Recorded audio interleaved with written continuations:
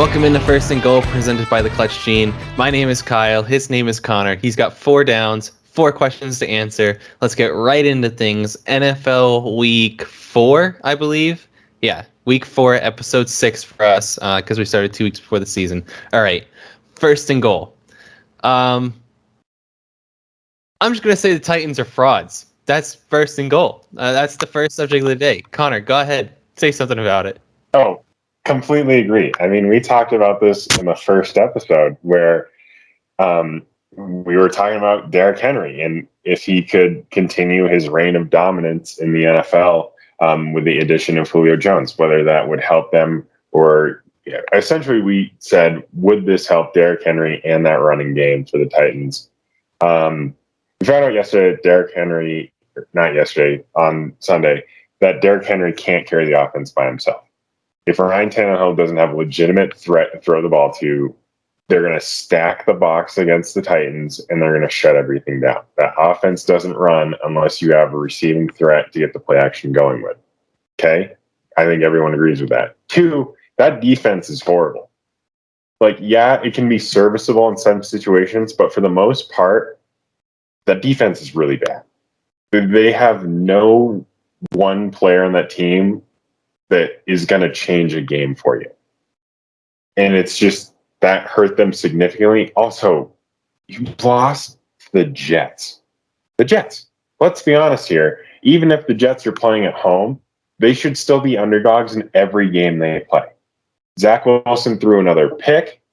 Yeah, I get it. He turned it up in the second half and actually looked like a decent quarterback. But still, it's the Jets. You lose on a field goal in overtime. You can't do that. I cannot look at the Titans anymore and be like, wow, yeah, they could be a threat even coming out of the AFC South. It's just not, I can't say that because every single weakness that everyone knew they had coming into the season was exploited against the Jets. At least get exploited against a halfway decent team and make it respectable and lose in regular time. Don't go into overtime against the Jets and lose on a field goal. That's all I have to say about that. Yeah. I don't know where the Titans go from here because I don't mean to overreact, except I definitely am about to. But it's the 3rd season in a row that we've seen the same version of the Titans team again and again and again and again. The Titans do this every single year that they have been the Tennessee Titans under Mike Vrabel, where they start out the year and they look really bad and they kind of suck and they're kind of a middling team. And then later in the year, as the winter comes and it starts to get colder in the NFL stadiums, people don't want to tackle Derrick Henry because he's a freaking monster and no one wants to tackle him when it's warm out, never mind when it's cold out and everything feels like your limbs just shattered. And they go on a run and they sneak into the playoffs purely by nature of being part of the AFC South. I cannot stand the Tennessee Titans. I can't stand them because it happens every year. You said it. The defense sucks. And they've always sucked. As long as Mike Vrabel has been the coach, they've sucked. And I'm about to go on a rant about Tannehill and the Titans' defense and everything, but Mike Vrabel, you're not void of blame here either. All right, you're gonna get yours soon too. All right, they're trash. Like you said, they couldn't stop Zach freaking Wilson. Zach Wilson. They have to play in the AFC alone, which, by the way, side note, because I've been told that I touch my face too much. So there you go, Grandpa. There you go. I'll be squeezing this all episode. But in the AFC alone, they have to play Patrick Mahomes, Justin Herbert, Lamar Jackson. Those are notable QBs. Josh Allen. Baker Mayfield even. Derek Carr even. They have to play. So the fact that they couldn't stop Zach Wilson, who, for all intensive purposes, has looked like a high school quarterback the first 3 weeks of the year in the league, and they made him look good. Like, he threw up the pick he had early was terrible. I don't know what he was looking at, or if there was a miscommunication between Corey Davis and him. But Corey Davis was not running the same route that Zach Wilson thought he was running. Either that or Zach Wilson just completely missed the throw. And they made Zach Wilson look good. It wasn't like, oh, well, the Jets won with this combination of run game and defense. No, they won because Zach Wilson made some throws. But they were throws that never should have been made. This defense sucks. And the O-line isn't much better. 2 games this year, all right? Everybody knows week 1 against the Cardinals. They let up 6 sacks. I think Chandler Jones alone had 5, right? This past game against the Jets, and I know the Jets have a decent defense, all right? I know. But they gave up 7 sacks against the New York Jets. 7. They've only blocked well against the Seahawks and the Colts. Connor, name me any notable defensive lineman on the Seahawks or the Colts. You can't. Everything. First of all, we all know what the Seahawks defense is like. Like, they shouldn't ever get a sack because the Seahawks defense is arguably worse than the Titans defense. And everything the Colts have is in the secondary and some linebackers. They have no one on that defensive line. Okay, DeForest Buckner gets some credit. I really like him. Yeah, okay, He's a solid defensive back. Okay, we'll give it to him. But you can just double team him and not worry about anyone else on that defensive line, right? I mean, yeah, you have Darius Leonard coming out and some other guys, but you have to wait for the second level to get there. There's no one who's bull rushing you on top of your center or guard that you have to worry about on either of those teams.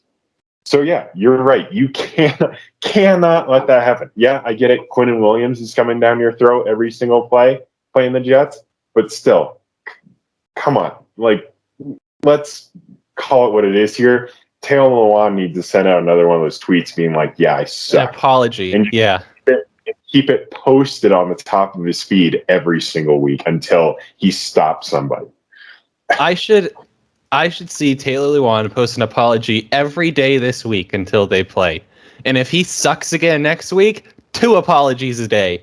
Every single day next week. Because this Titans O-line is awful. All right? And I get it. Derrick Henry runs for a lot of yards, so you want to give the O-line some credit. Look, you and me could protect Derrick Henry, and he could still run for 150 yards. Okay? You, me, and freaking 3 chairs could protect Derrick Henry, and he could run for 150 yards. The chairs. We just throw the chairs at people, and Derrick Henry could run for 100 yards. That's what I mean. So, and by the way, Darius Leonard does get credit, but he is more of a cover linebacker than a blitzer. But the Jets defense is good. I get it. All right. So on a normal day, I would give an offensive line a pass because the Jets are. I mean, they're a professional football team. They have professional football players. That's probably the best thing you can say about the Jets. But I mean, I don't give the Titans a pass because it's the same thing every year. And don't even get me started on Ryan Tannehill. Oh my God. Is that guy the most overrated quarterback in the NFL? He went from 2 years ago when he took over the job. He was underrated, and look at Ryan Tannehill, free from Adam Gase. Look what he's doing. He's playing great, and I get it. He was playing great. But I think at this point, we have so set the expectations high on Ryan Tannehill that at this point, he's the most overrated quarterback in the league. I get it. He didn't have A.J. Brown, and he didn't have Julio Jones. All right? Chester Rogers is a pretty good wide receiver. I mean, he's not a 1 or a 2, but he's a good receiver. And Anthony Ferkser is a pretty good tight end. He's decent. And you have Derrick Henry in the backfield, who they always have to worry about. Every defense has to worry about Derrick Henry every play. They don't give a shit about you throwing the football. They're just like, let's stop Derrick Henry, which nobody can. And that is the Titans' only saving grace, is that nobody can stop Derrick Henry because he's a freaking mammoth of a man. And, I mean, you see what he did to Josh Norman last year? You think any other, football player wants to be manhandled like that? Josh Norman shouldn't be able to get a job after that happened. That's how bad that was. But Tannehill is still limited as a passer, and he's not a contending quarterback, which is why I say the Titans are in no man's land right now.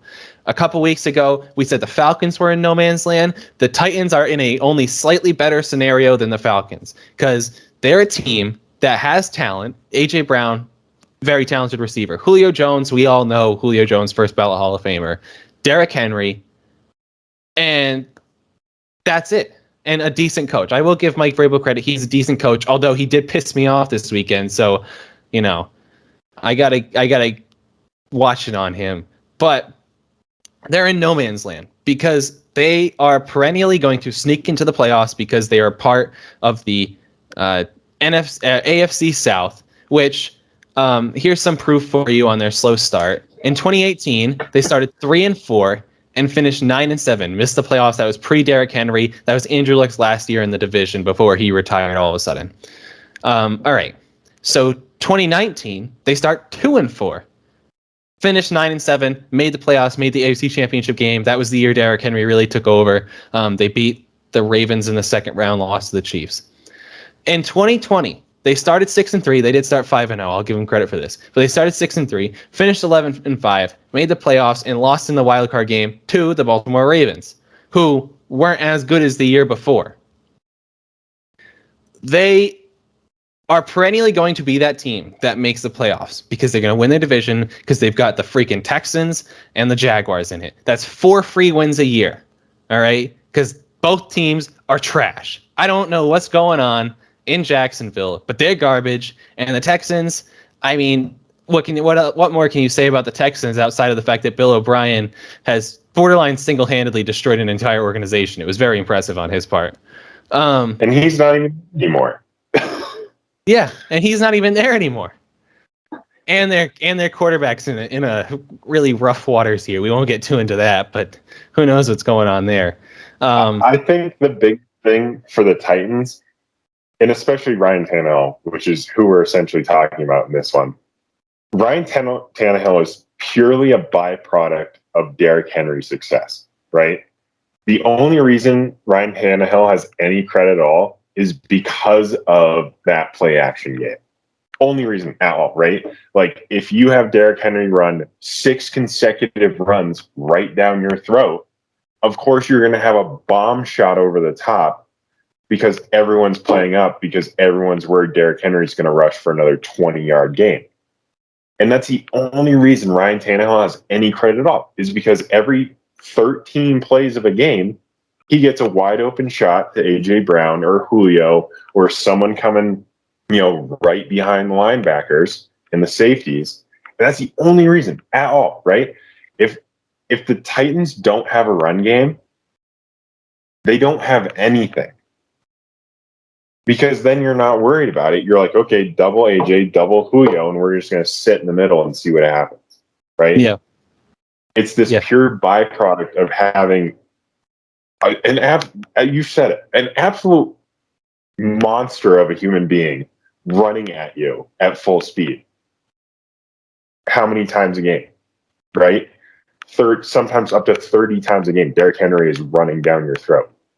So everything that he has, because in Miami, he was absolutely horrendous, terrible. And they had solid offensive players. They had a solid receiving core and a solid backfield, and he couldn't hit anything.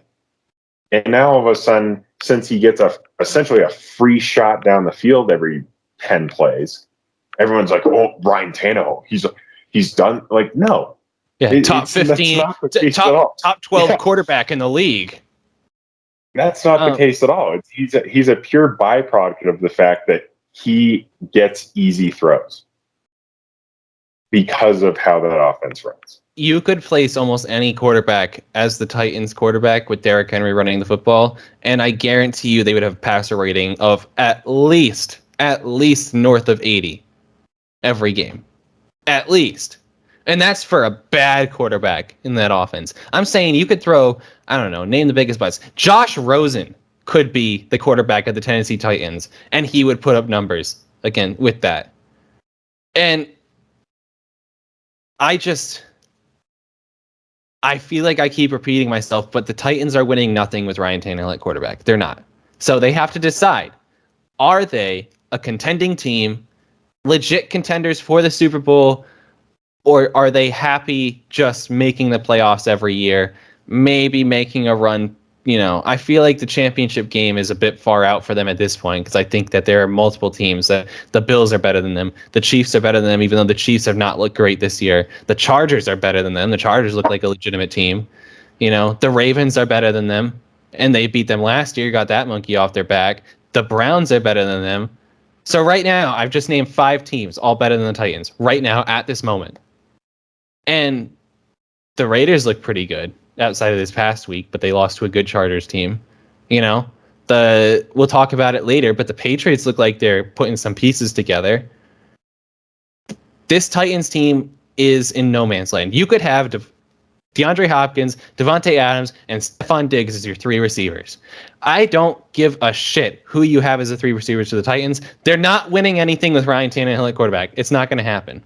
And by the way, their main competitors in the AFC South, the Indianapolis Colts, 4 quarterbacks in 4 years. Luck, Brissett, old Phillip Rivers when he could barely move and needed a walker, and Carson Wentz, who literally sprained both his ankles. Like, that actually happened. The starting quarterback for the Indianapolis Colts sprained both his ankles.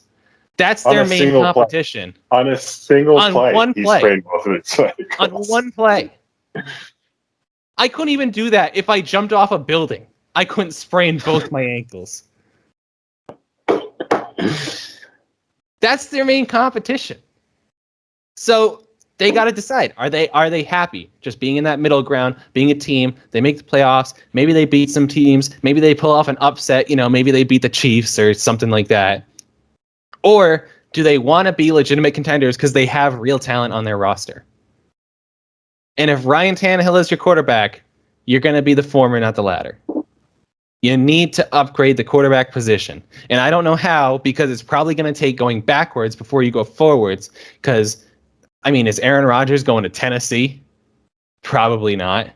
Unless he really thinks that there's a chance he can win the Super Bowl there if he's added, which, by the way, there would be because he's Aaron Rodgers. Name a quarterback that's upcoming that could be a free agent outside of Aaron Rodgers that could be available for trade. There's really not one. At least it's better than Tannehill because, like I said, he is a starting caliber quarterback. He's just not a contending quarterback.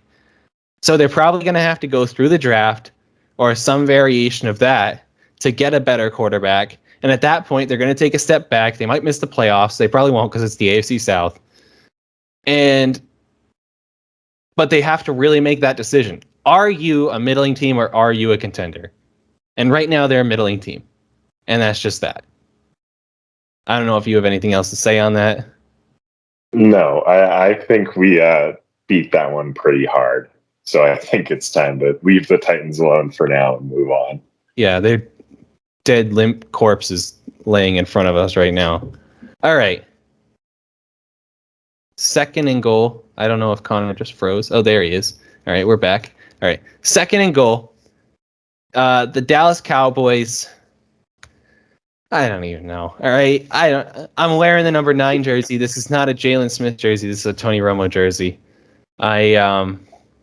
They released Jalen Smith, who was a pretty good linebacker at Notre Dame. And yeah, they do this every year. And Connor, what do you have to say? I don't even care at this point. So was watching TV in the gym today and saw that he is finalizing the deal with the Packers. Obviously, the Packers are looking for another solid linebacker that shores up their defensive mid ground between the defensive line, that secondary, helps them out a lot. I don't, as not even a Cowboys fan, do not understand the releasing of Jalen Smith at all in any way whatsoever. Okay. They go out in the draft, they get Micah Parsons, which was great, gives them 3 very, very good linebackers. Jalen Smith, obviously, on the back end of that side with Van Der Esch and Parsons. They moved Parsons to defensive end, which I think every Cowboys fan has seen was a great move for the Cowboys, right? He's being disruptive. He's being very, very productive there. And then you still have Jalen Smith and Leighton Vander Esch in the middle making plays, right? Jalen Smith, obviously not the Jalen Smith of 2 years, but still a very serviceable linebacker in the NFL. You now have a hole back there.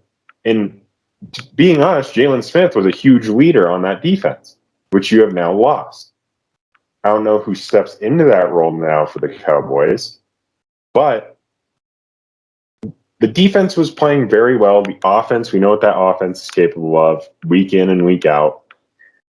Why go and just absolutely drop a defensive leader on your team this early in the season when your team is still arguably coming together as a team, especially on the defensive side of the ball? It doesn't make any sense. You just can't, no one in their right mind, even if the linebacker isn't doing well, you can at least just not play him as much, play him as a first and second down run stopping linebacker and get him out of there on passing downs and at least still have him as part of your organization. He's still a solid linebacker. There's no reason to go out and just totally drop him for absolutely nothing. They didn't even try and trade him. And they still owe him a lot of money. And they just went, no, gone, see ya, we don't need you anymore. So it's another, preaching to the choir, Cowboys fans, another decision that Cowboys fans just don't understand coming out of Dallas. And I don't know if you agree with me on that one, but it's just another step in that cycle of like, hey, we got something going. We have leadership on both sides of the ball. What the hell just happened? Why is this person gone? And so, I mean, that's my take on it. I don't know if you agree with me on it, but. Yeah, so, I mean, I agree. It caught me by surprise. Apparently, supposedly, they couldn't get anything in return for him. They did try trading him. But, like, really? You couldn't get a 5th, 6th, 7th rounder for Jalen Smith, who he's fallen out of favor in Dallas. They preferred Keanu Neal and Vander Esch together. And then with Micah Parsons, I'm assuming they'll move him back to linebacker with DeMarcus Lawrence due to come back at some point. And he's definitely had a decline recently in pass coverage. In this season alone, he only played 25% of snaps in week 1. He played 76% of snaps in week 2, but that was when DeMarcus Lawrence got injured. Micah Parsons was moved to defensive line. 86% of snaps in week 3, same deal. And then 40% of snaps in week 4 with the same situation, Micah Parsons playing at the defensive line.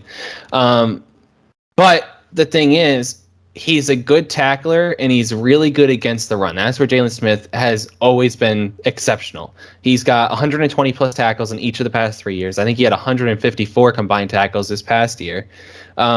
He only has one QB hurry in each of the past 2 seasons, so he's not a great pass rusher in that sense. But in passing scenarios in general, he's not really a linebacker you want in that position.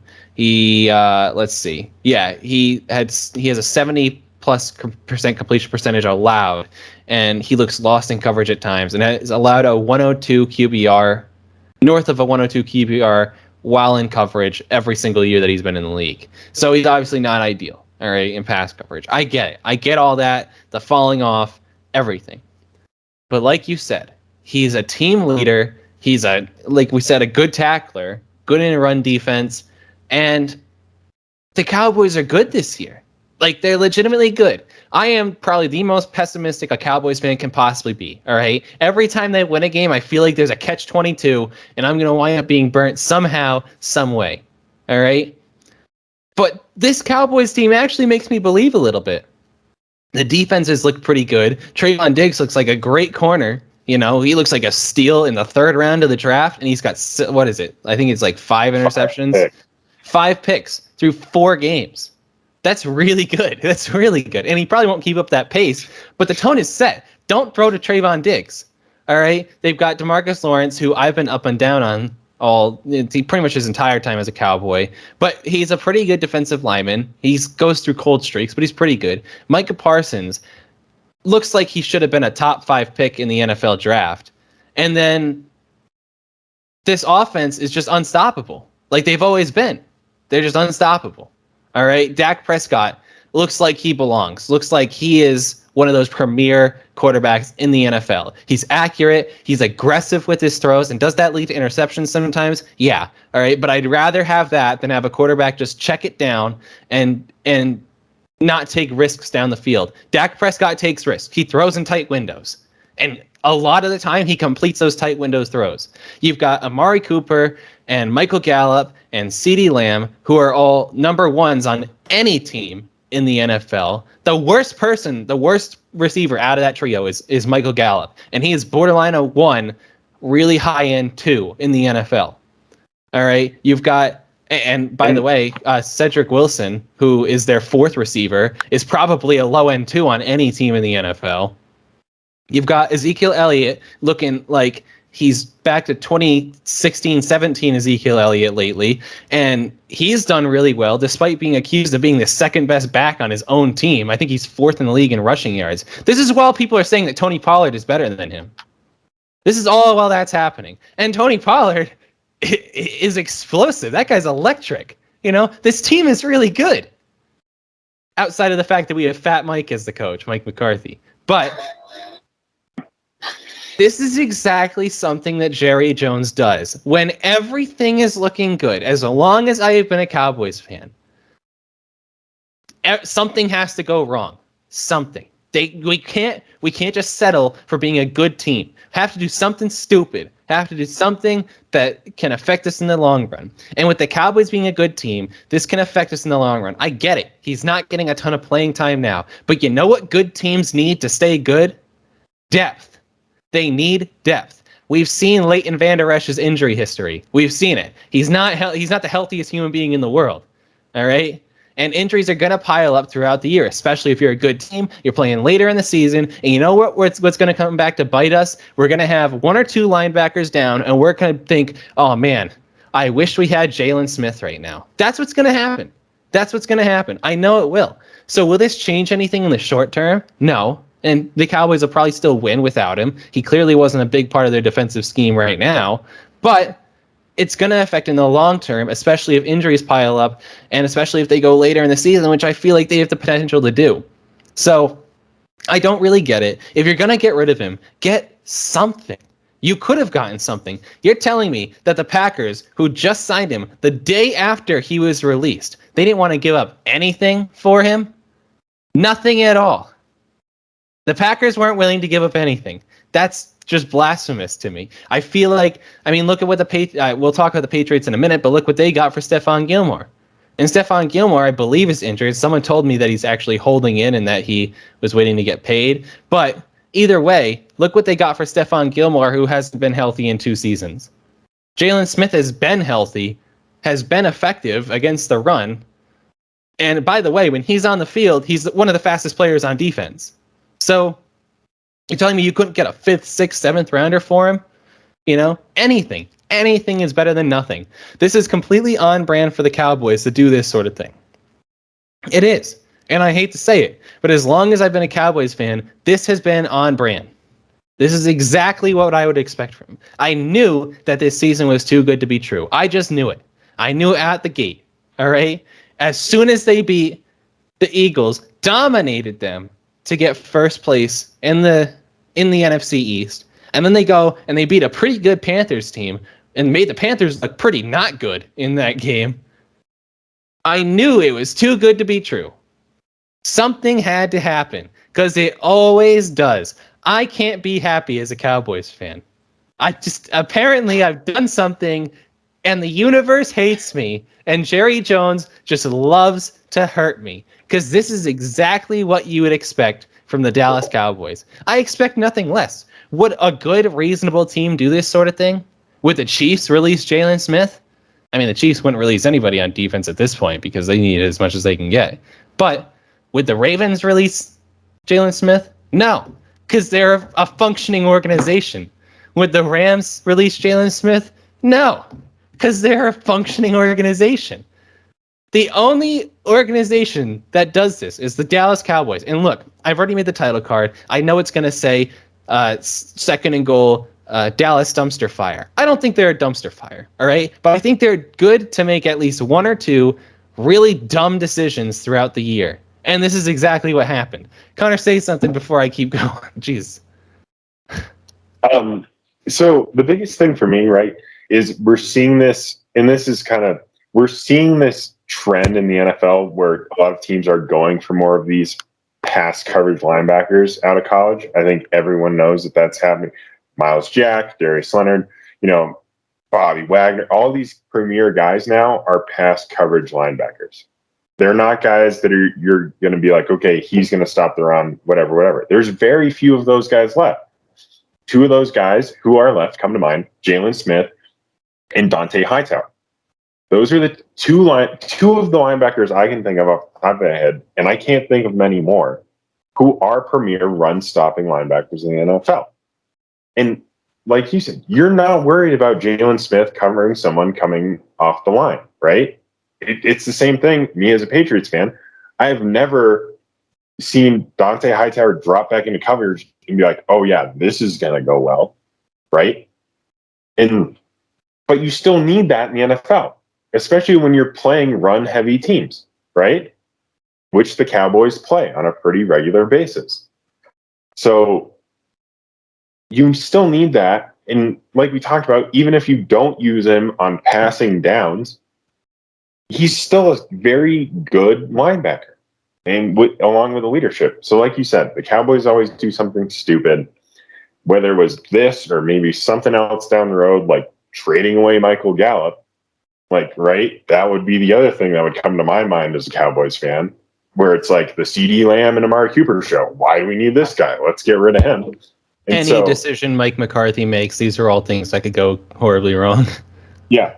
So it is what it is. The Cowboys are the Cowboys. They're so much fun to watch this year. I like watching Cowboys games. So let's see what happens. If they make a deep run and end up, missing out on a linebacker later in the season, it's going to bite them in the ass, and the Cowboys fans are going to be in an uproar again. But if it doesn't, whatever. But still, I mean, you got to get something for Jalen Smith. The Patriots got a 6th-round pick in 2023 for Stephon Gilmore. Not even next year, 2 years away.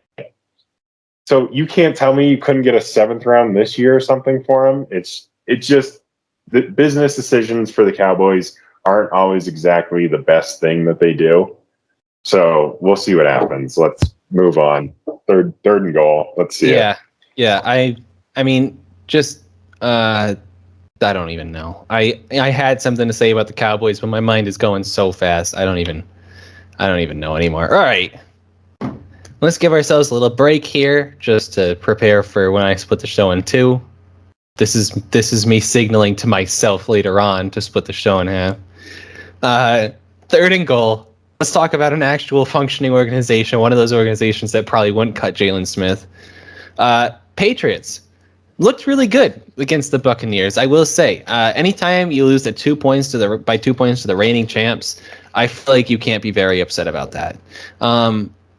Big shocking thing, they were going to release Stephon Gilmore, and then they ended up getting a 6th rounder from the Panthers for Stephon Gilmore, because that's what good teams do, is they get stuff back for their good players. But I digress. So, Connor, give me your thoughts on both the Patriots getting rid of Stephon Gilmore and just their overall outlook on the season and in the future. So I'm getting rid of Stephon Gilmore. I don't think they're losing a ton in him moving away. J.C. Jackson looks like a very good coverage corner in the NFL. He gets burned every once in a while, but I think that's mostly because he's still young. I think this is only his 2nd or 3rd season. So he's still learning. Jonathan Jones is coming on as a great slot corner. Kyle Duggar, especially with the leadership of Devin McCourty at free safety in that secondary, I think it helps him a lot. There's a lot of young guys who are still floating around in that secondary who looks good. But I don't think it severely impacts them losing Stephon Gilmore. When Stephon Gilmore first came in New England, he was awful. That first season he played, he was absolutely terrible. He came on in his 2nd and 3rd year. He looked great. He was probably the best coverage corner in the NFL at that time for a streak there. I don't think they lose a ton. So I'm fine with it. He was also on IR, wasn't going to be back till at least week 6 anyway. So, give and take. As for the rest of that team and the game against, Tom Brady's homecoming, they looked good. That team as a whole looked like they finally had gotten it together. I get it. You lose by 2 at home in a questionable 4th down decision, in my opinion, having Nick Folk kick his career long in the pouring rain, but doesn't matter. Mac Jones looks like he's figured it out. He makes the decisions he needs to make to get them in positions to score. That pick he had was kind of, it was a deflection. The thing they need to work on is their fumbles. The running backs have dropped way too many balls at the end of runs this year. They need to fix that. Overall, offense and defense wise, as a Patriots fan, I'm optimistic. Having Bill Belichick as a head coach means you're guaranteed win. You're going to win games just because you have him as a head coach. His son, on the other hand, I don't know if you saw the face he was making, but he looks like he was on something good on Sunday night. Yeah, he does. Just having one. Yeah, he does. Anyway, I'm optimistic. I know when the Pats took Mac Jones, I really wanted them to trade up and take Justin Fields. I will admit that. I'm open about that. Kyle and I have talked about this. Seeing Mac Jones fit into the system in New England has changed my mind. I think Mac Jones was the right pick. I think he fits much better in the Josh McDaniels, Bill Belichick system than even I would like to admit. Jacoby Myers looks good. Obviously, they don't have a true one receiver in the NFL. Nelson Aguilar, even Jonnu Smith has been split wide. I don't think he's lined up as a tight end all that much. Hunter Henry, great pickup. The offensive line looks solid for the most part. They look good. I think Tom Brady was playing with a lot of nerves. We saw him almost break down a couple times throughout the intro and everything else. I think he was playing with a lot of nerves, a lot of emotion. But the Patriots played everything they possibly could to the best of their ability. I think that is very productive for them because when you still have to play the Bills twice in the season, obviously I don't think they win those games. But if they can do the same thing that they did with Tampa to the Bills, I think there's a chance that they make the games close, as we saw, right? So as a Pats fan, I'm optimistic. I think they're building something. Are they going to go anywhere this season? No, probably not. We all know the Bills are going to run that division into the ground and not have to worry about anything. But moving forward, they need to get a true one receiver. But the rest of the team looks good. I think they have a solid base to build the future on, and I think Mac Jones is the key to that, even though I didn't think so when they took him. But I'm excited. It was fun to watch. They looked good, and I'm excited to see what happens next. Yeah, so I kind of agree with you on the Stephon Gilmore thing. I don't think this affects the Patriots' outlook much at all. I think that they have depth at that position. I mean, J.C. Jackson is a legitimate star corner in the NFL. He's a lockdown guy. You're not scoring many touchdowns on J.C. Jackson. And they have depth there. I think, if I'm not mistaken, they signed that guy from the Ravens, who the only reason the Ravens were willing to get rid of him was because they had a ton of depth at the corner position. But he's supposed to be pretty good. It's a shame to let a guy like that, who was Defensive Player of the Year 2 years ago, for a 6th rounder. But he's been a little injury riddled the last season and a half, and he's expensive, right? So kind of just something you have to deal with, especially if you don't want that number on your salary cap. And in the NFL, a lot of times it's better to just cut the guy than wait out his contract of who knows if he comes back and is the same guy. We'd like to assume he is, but who knows? Mac Jones looked good. He looked really good. And I think that enough isn't said about game managers and their effectiveness in the NFL. I think we talked about it a little bit last week, but Mac Jones, for all intents and purposes, is a game manager, right? He's not Patrick Mahomes, Justin Herbert, even Jalen Hurts. Whatever you think of him, I wouldn't necessarily call him a game manager. He's kind of one of those big play guys.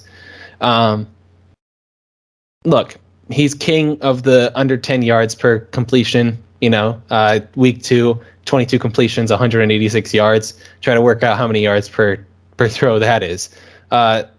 This past week, 31 completions, 275 yards. All right. He's not going to do anything that's going to blow your mind, right?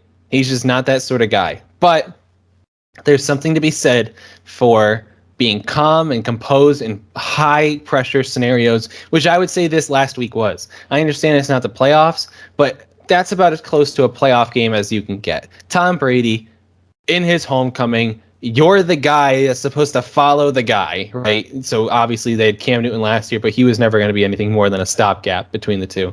You're supposed to be the next him, right? You're looking across the field. That's the guy that you're replacing, all right? And he's still going, age 43. He's still good. He's proving that the Patriots should have never let him go, all right?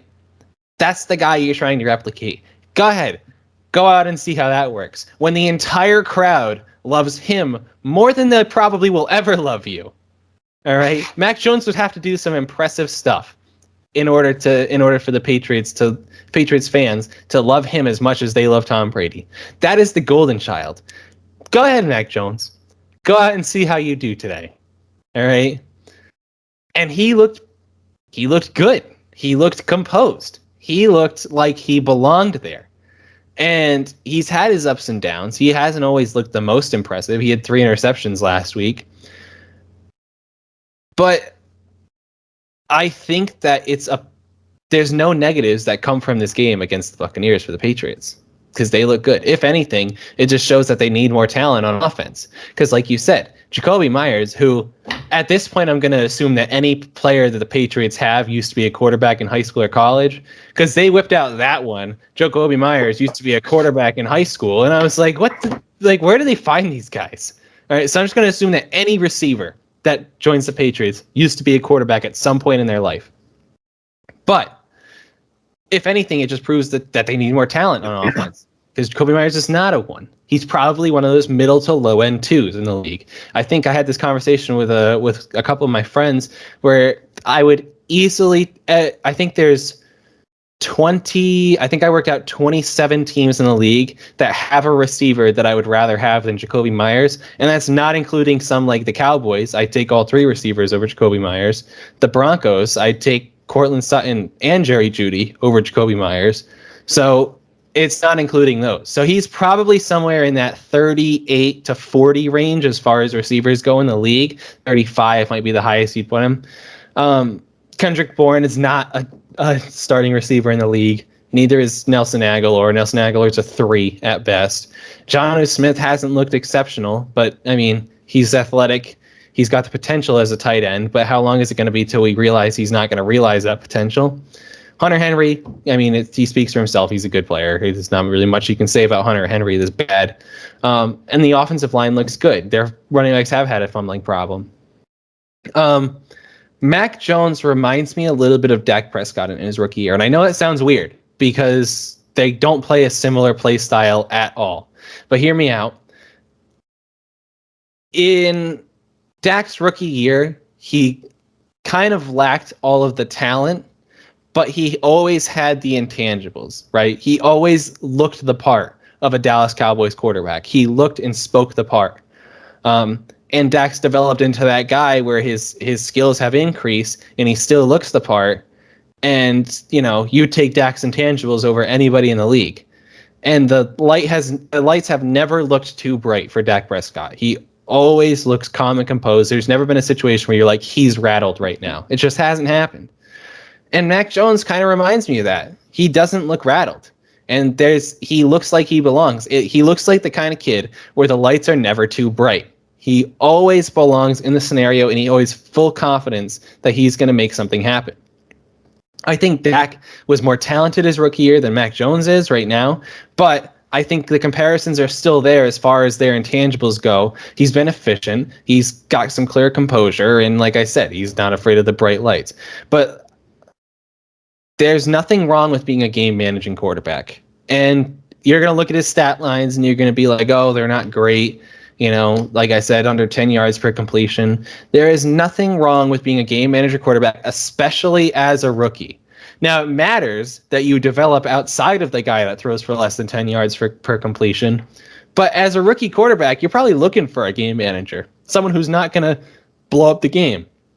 Would the Jets take Zach Wilson right now or Mac Jones? Because it's looking like Mac Jones is the better quarterback. I understand Zach Wilson has a million times more potential than Mac Jones, but would you rather have the guy who has a really high ceiling, but his floor is that he's gonna just wreck your games? Like he's gonna lose you games. Zach Wilson right now is the kind of quarterback that single-handedly will lose you games. Mac Jones is the kind of quarterback right now where he's not going to do that. He might not single-handedly win you games, but he's never going to lose you the game. That's not going to happen. If you lose, it's because the other team was better than you. It's never going to be because Mac Jones ruined the game. Not going to happen. And you said it. We both agreed that the Patriots should have drafted Justin Fields over Mac Jones. That they should have traded up. Obviously, they didn't end up getting that option because Justin Fields goes to the Bears, joins Matt Nagy, and gets his head blown off in his first start. But I hated the rumors. All right, I'm going to clarify something that I said on the not last podcast, but the podcast with the others that's also on this channel. Go watch and like and comment on that one. But I said, when there was rumors of the 49ers taking Mac Jones at number 3, I said, Mac Jones is not the type of quarterback that you trade up for. You don't trade up to draft a Mac Jones. Doesn't happen.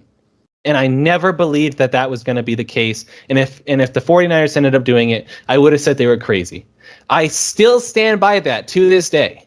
Mac Jones is not the kind of quarterback that you trade up for. You trade up for really high upside, which Trey Lance has, and the potential for something exceptional. Mac Jones is not exceptional. But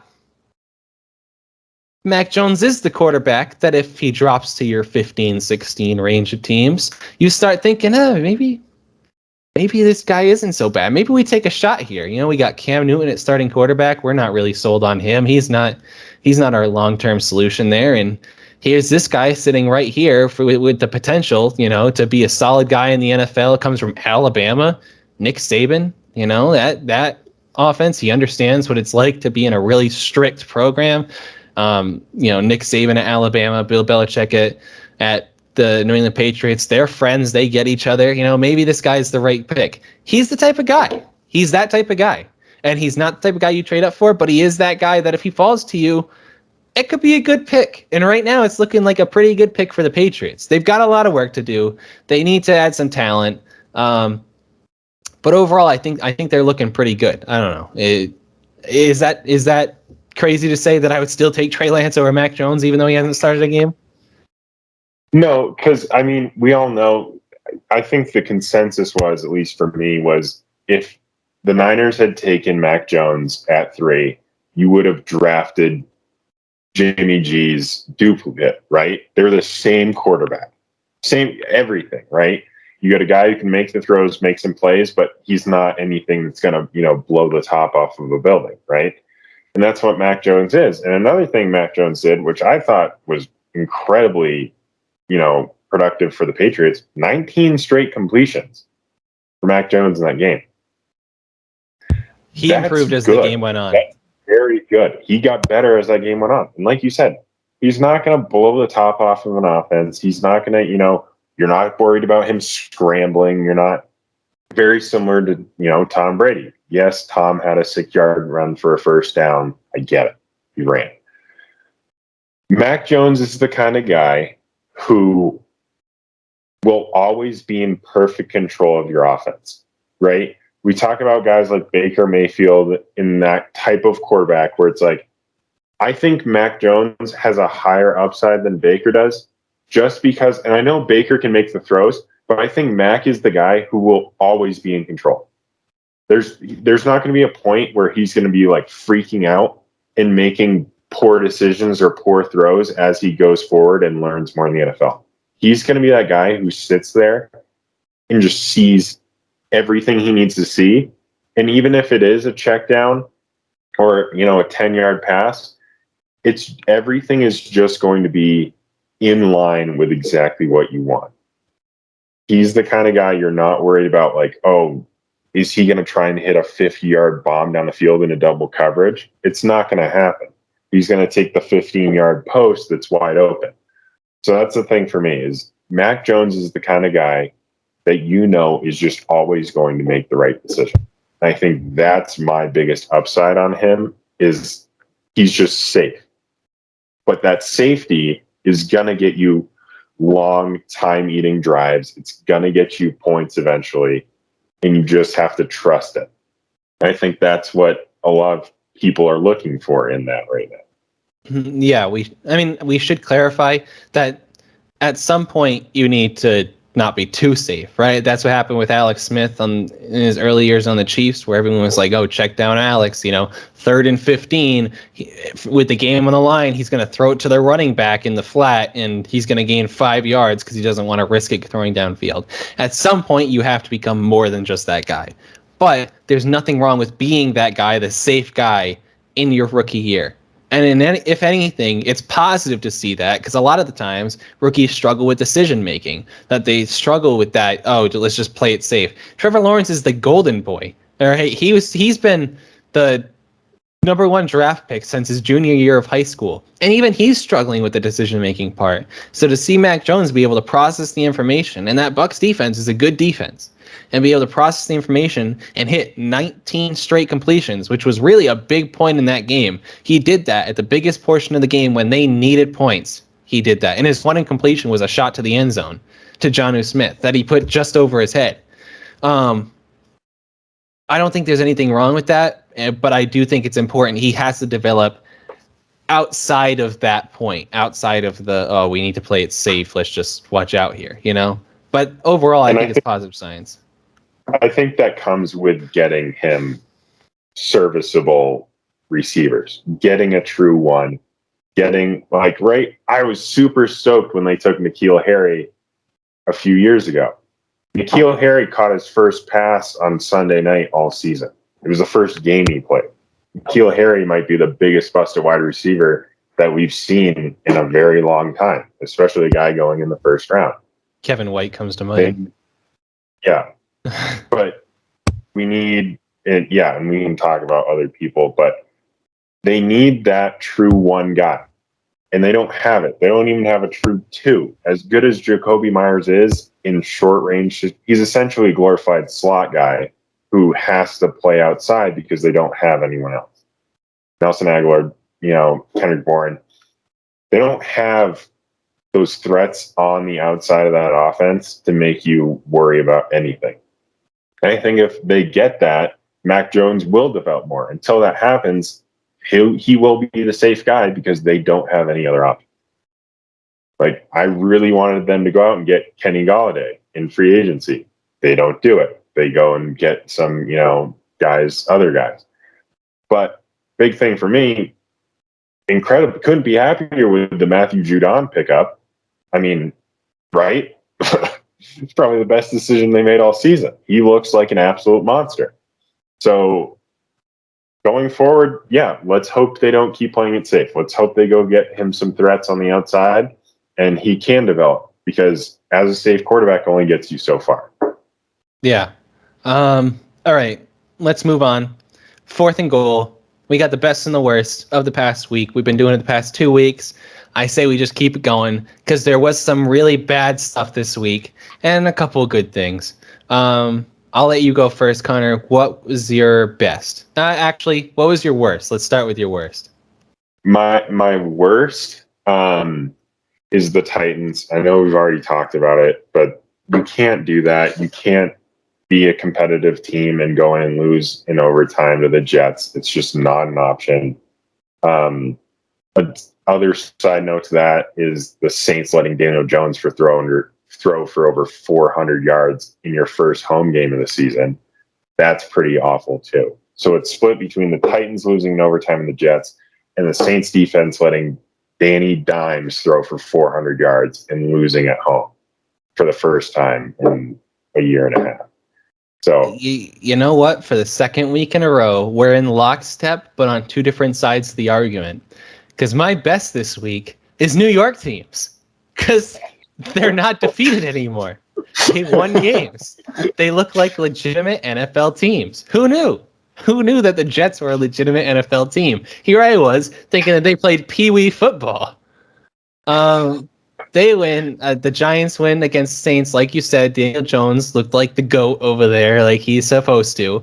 Saquon Barkley looked like an NFL running back again, because I guess we've started the Saquon Barkley is overrated train. I don't know. Someone started. I've seen that online. And then the Jets, like we've said 1,000 times on this show, beat the Titans. And Zach Wilson, I mean, outside of that one interception he had where he looked pretty awful, played pretty well. He had some decent throws. I don't know if they'll keep it going. If you give me 1 second, I'll pull up who they're facing coming up. Let's see. We got the Jets playing the Falcons. There's the potential to make it 2 in a row there because the Falcons aren't good. And then the Giants play the Cowboys, who I don't know what decisions they're going to make next. Maybe they'll release Dak Prescott. We don't know. I don't know what's going on in Jerry's head. So I think that probably not going to win that one. Probably won't make it 2 in a row. I don't want to jinx it because I'm going to say that, and then the Cowboys are going to get rolled by 40 by Daniel Jones. But things are looking on the up and up for the New York teams, looking like legitimate NFL teams, which, by the way, since they won, that only leaves the Lions and the Jaguars as the 2 0-4 teams this year. Lions, I think, will win a game. I don't know what their schedule looks like, but they've been feisty enough in games where they could probably pull one out. Jaguars, I have a little less hope for. I don't really know what's going on here. Urban Meyer's in all sorts of hot water. They're not very talented at all. I don't know what's going on there. But my best is New York teams. They looked like they belonged in the NFL for once.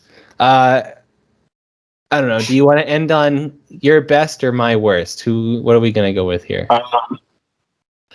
I think my best is actually a bad thing, but it's so funny that it is the best thing that happened this week, and that's Urban Meyer going to a bar after getting another loss. When apparently, from what I've heard, he was supposed to be visiting with family, and instead of visiting with family, he went out to a bar and was dancing with a college girl. And that was not his wife. That was not his wife. No, that was not his wife. And then proceeded to release a statement that essentially said, nothing that happens on my team is my problem anymore. And I just don't care.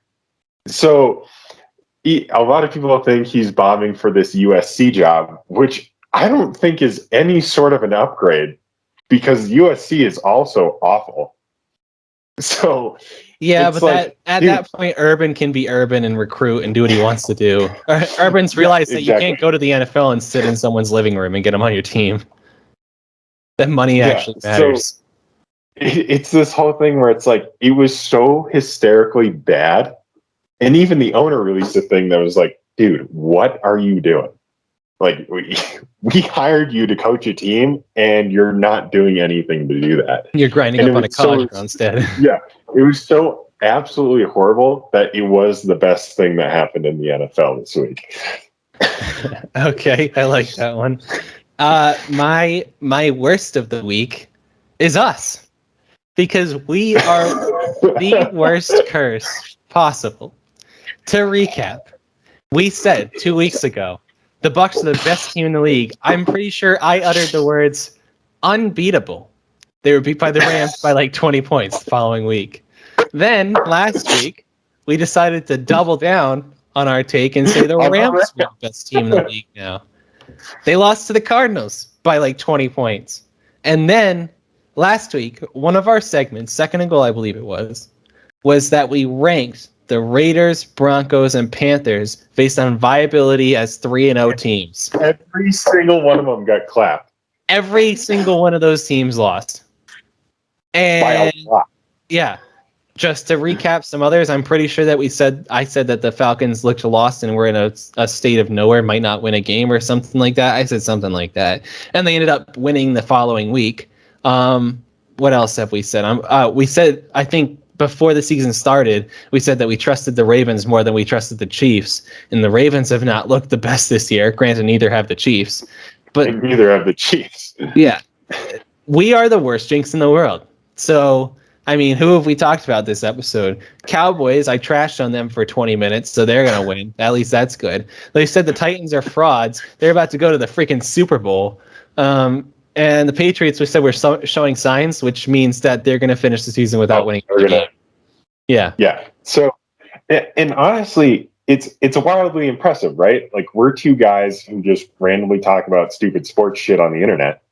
And we're making these predictions, and then teams are getting blown out, right? The Raiders looked awful against the Chargers, who, all credit to the Chargers. The Chargers look really good. Yeah. And that's all I'm going to say about the Chargers. I'm not going to say anything else about them because I really like watching the Chargers, and I love Justin Herbert. So that's it. I'm done with that one. I don't care about the Raiders. The Raiders can get blown out all they want. I don't care. The Raiders are stupid. And the Broncos are the Broncos. They have all the talent in the world, and they can't do a damn thing with it. Teddy Bridgewater running the show. So yeah. So I mean, my thing with the Broncos, if they don't do well enough, and they can get a guy like Sam Howell coming out of the draft, or even Desmond Ridder out of Cincinnati, I think would be a great fit for them. We'll see what happens, but. Anyway, besides that, we can say all the shit we want. It's just going to hurt whoever we talk about. So maybe we should just start trashing on teams all the time and get them wins, because that's how it looks at this point. That reminds me, I said the past 2 weeks in a row, we've been saying we need to talk about college football, and we haven't yet. So that's a next week thing. Maybe then we'll have to compliment Spencer Rattler to have the curse word against him. No, we have to. We can't trash him, or he'll win the I cannot say good things about Spencer Rattler. I will trash on any other thing in the country, like Notre Dame, because you Notre Dame. But I will never say a good thing about Spencer Rattler for the rest of my life. I don't care if the Patriots draft him eventually and win them a Super Bowl. I will never say a single good thing about Spencer Rattler. I guess that's going to have to be a next week thing. We're going to have to jinx some college teams. We're going to have to work methodically. I'll have to trash on Michigan so that my prediction that they'll make the playoff comes true. Which, by the way, we're 1 week away. We're 1 week away from me being right. They just have to be. I think they have to be like Rutgers or something. So but also Michigan State looks real good, so that's going to be a good game. Yeah. All right. We've reached the end of the show, which means it is now time for you to choose to either kick an extra point, which is you just make the prediction. Get this shit over with. Give me a trivia. We know my predictions are awful. I'm not going to get the trivia anyway. Let's get this shit over with. Some silver lining to your predictions. This past week, you actually got it right. I mean, granted, you did so much of a cop-out. I listed your prediction as Brady would break the passing record, which came true. We're going to ignore the part where the Bucs win by like whatever you said, 10 or something like that. You got it right. All right. We're going to give you it because it's been so bad. So I think you're now 1-3 on predictions or something like that. You're currently 0-3 on trivia. You've chosen trivia, which means you're going for 2. Your trivia question today. I think this is, you know what? I'm going to say it. I think you got a chance here. I really think you do. This isn't going back too far in NFL history. Don't worry. I'm not giving you some shit from the 1940s. In NFL history, there have been 3 ties for NFL MVP, which result in co-MVPs and both winning it in the same season. The first coming in 1960 when Norm Van Brocklin, who was quarterback of the Eagles, tied with Joe Schmidt, who was linebacker of the Detroit Lions. This one's a little bit disputed. A lot of places only list Norm Van Brocklin as the MVP. And the last coming in 2003 with quarterback Peyton Manning and quarterback Steve McNair of the Colts and Titans, respectively, winning it and tying MVP. That was part of Peyton Manning's back-to-back MVPs. What two players and division rivals made up the third time that the MVPs tied and finished tied for NFL MVP in 1997? Two players, 97. division rivals. One of these players was a pretty common face for MVP in the 90s. Aikman and Naismith. They were on the team.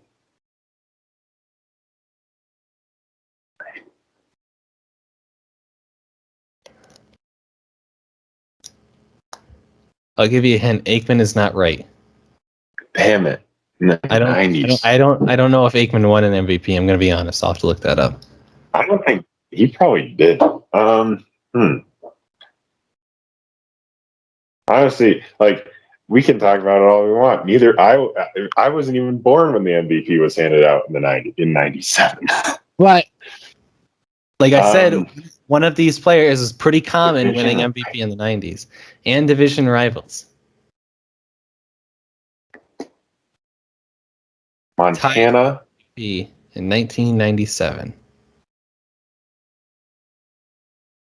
By the way, Troy Aikman won Super Bowl MVP, but was never NFL MVP.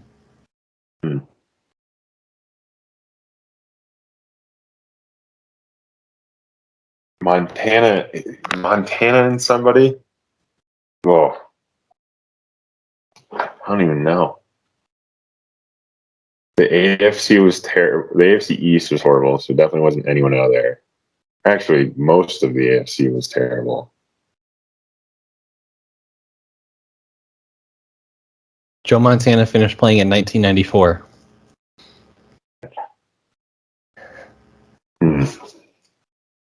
Kelly and Bledsoe, they were playing around the same time. That would be my guess. So your guess is that's definitely not right. Jim Kelly and Drew Bledsoe? But there's no way that's right. Yeah, it's not right. I really thought you had this one. I'm not going to lie. So it was Brett Favre, who won 3 MVPs in the 90s. I believe it was 95, 96, 97, but I could be wrong. Yeah. And Barry Sanders tied for MVP in 1997. I think Barry Sanders eclipsed 2,000 yards that season, because that was back in the time where if you ran for 2,000 yards, you were pretty much guaranteed MVP, unlike nowadays where you run for 2,000 yards and they're like, you're not a quarterback. So, here's maybe Offensive Player of the Year. Yeah. But, maybe not. Maybe. Patrick Mahomes is in the AFC, so we're not sure about that one. Yeah, we might just give him both, just hold on a minute. Yeah. He might get Let's talk to the committee here. Damn, I really thought you had that one. I'm not going to lie. I actually knew that one without looking it up. I just had to look up the year. I thought Barry Sanders stopped playing before that. He finished playing in 1999, I believe. It was his last year. He played from, I think it was 89 to 99, right? I think he only played 10 years. Yeah, because he was a Detroit Lion and you couldn't stand playing for the Detroit Lions. Crazy enough. His biggest of last week, the Detroit Lions owner getting booed during Calvin Johnson's Hall of Fame ceremony. Oh, yeah. Another Lion that retired way too early because he was a Detroit Lion. Crazy enough, the linebacker Joe Schmidt, who tied for MVP, was also on the Lions, so which means the Lions have 2 MVPs who actually tied with another person for their MVPs. So I guess... That's such a Lions thing to do. Yeah. To tie for something, you should win. Instead of winning it outright. Yeah. All right. That's the show. Thank you guys for watching. If you like the video, make sure to drop a like, drop a comment under the video, subscribe to the Clutch Gene, turn on the notifications so you get to see when our videos are. If you're watching part 2, go back and watch part 1, where you'll see me get really, really angry for about a half hour. I don't think there's a point in the first half hour of the podcast where I'm very happy. But if you already have, thank you so much. We'll see you guys next week. Have a great week. Temptation when you get the vibration won't do you no good.